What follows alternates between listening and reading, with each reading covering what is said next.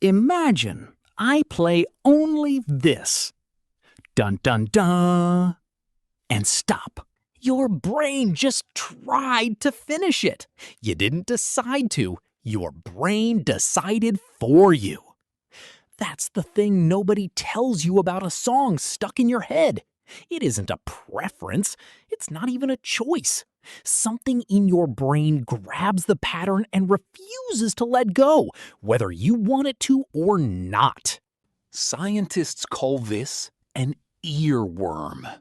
And when researchers finally studied it properly, they found almost everyone gets them.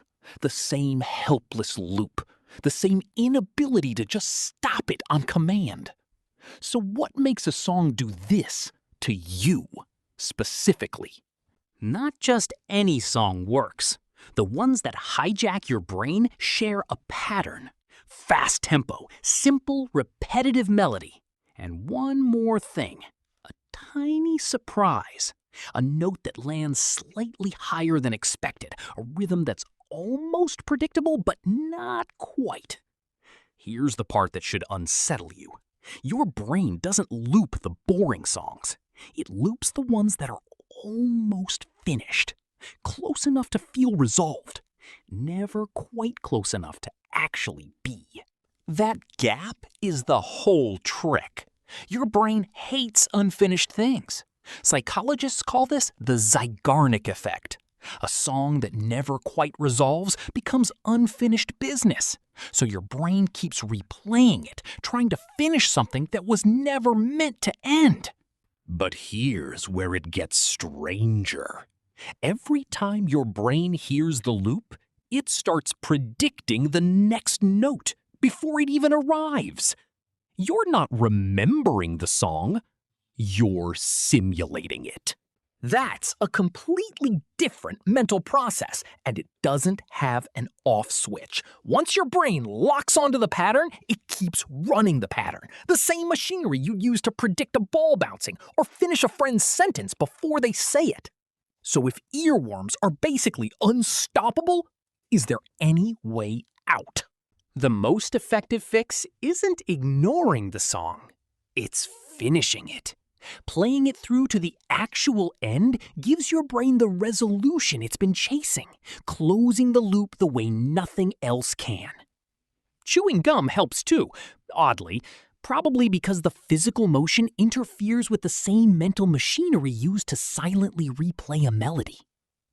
But wait, if this is so annoying, why do humans even have this? Here's the twist underneath all of it.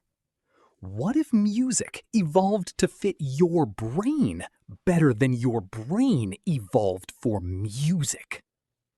For most of human history, there was no writing, no recordings. If you wanted to pass down a story, a warning, a piece of history that mattered, you couldn't write it anywhere permanent. You had to put it inside something that would replay itself involuntarily inside another person's head for years without them trying. Music is remarkably good at doing exactly that. Rhythm and repetition are quite literally a delivery system built for exactly this purpose. Encoding information into a shape your brain is compelled to keep replaying, whether it wants to or not. Oral traditions across the world used exactly this trick long before anyone thought to write anything down, wrapping essential knowledge in rhythm and melody, because rhythm and melody refuse to be forgotten. And advertisers discovered this long before neuroscientists explained it. A jingle is built exactly like an earworm, on purpose. Short, repetitive, a tiny hook that never resolves. Because a song stuck in your head is a brand stuck in your head. You've probably got one from a commercial you haven't seen in 15 years, word for word, note for note, while entire conversations from last week are already gone. The same relentless machinery that won't let a jingle go is the reason a lullaby from your childhood is still sitting in your memory, word for word, decades later, without you ever once trying to memorize it.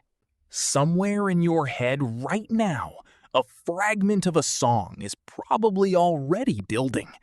You didn't choose it. You won't be able to stop it once it starts. And in a strange way, that's not your brain failing you. It's the same mental machinery that's been keeping stories, songs, and knowledge alive for thousands of years. So maybe the next time a song refuses to leave your head, don't think of it as your memory malfunctioning. Think of it as one of the oldest survival tools your species ever built.